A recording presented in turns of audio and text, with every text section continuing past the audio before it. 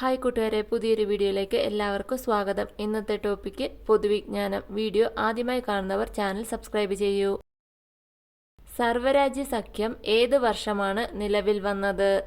സർവ്വരാജ്യ സഖ്യം ഏത് വർഷമാണ് നിലവിൽ വന്നത്? ഉത്തരം 1920-ലാണ് സർവ്വരാജ്യ സഖ്യം നിലവിൽ വന്നത്.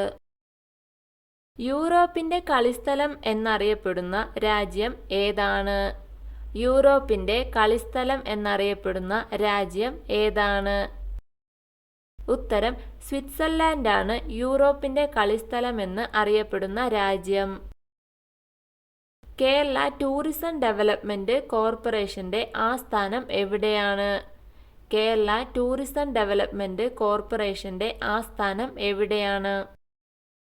ഉത്തരം തിരുവനന്തപുരം ജില്ലയിലാണ് കേരള ടൂറിസം ഡെവലപ്മെന്റ് കോർപ്പറേഷന്റെ ആസ്ഥാനം. കേരള കലാമണ്ഡലം സ്ഥാപിച്ചത് ആരാണ്? കേരള കലാമണ്ഡലം സ്ഥാപിച്ചത് ആരാണ്? ഉത്തരം വള്ളത്തോൾ നാരായണ മേനോനാണ് കേരള കലാമണ്ഡലം സ്ഥാപിച്ചത്.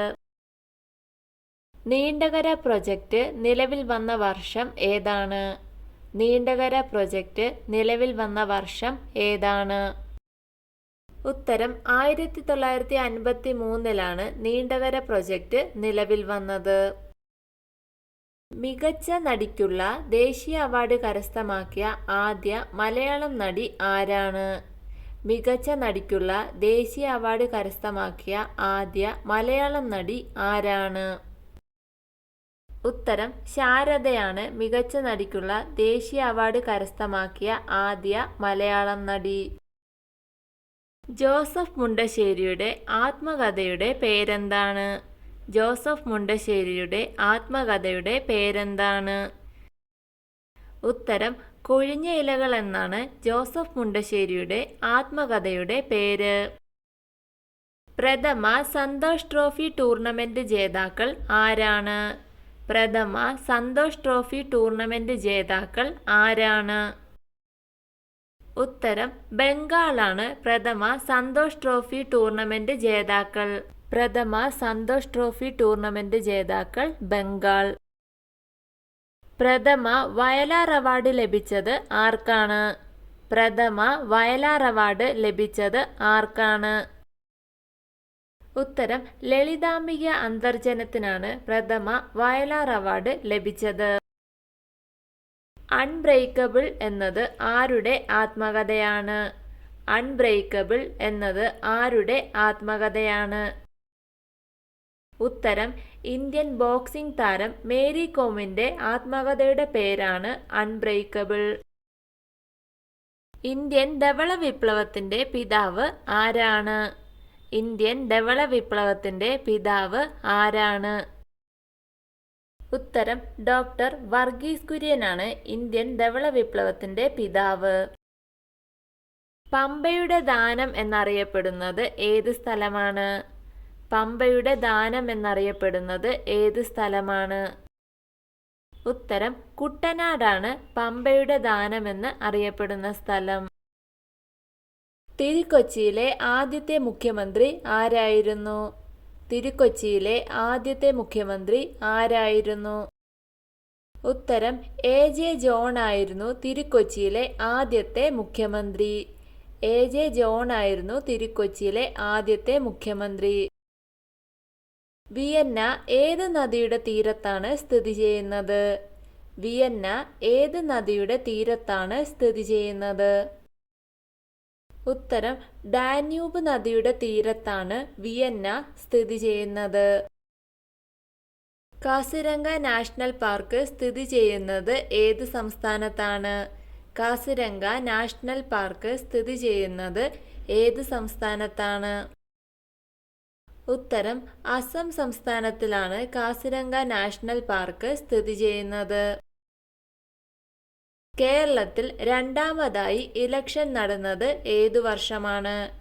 കേരളത്തിൽ രണ്ടാമതായി ഇലക്ഷൻ നടന്നത് ഏതു വർഷമാണ്?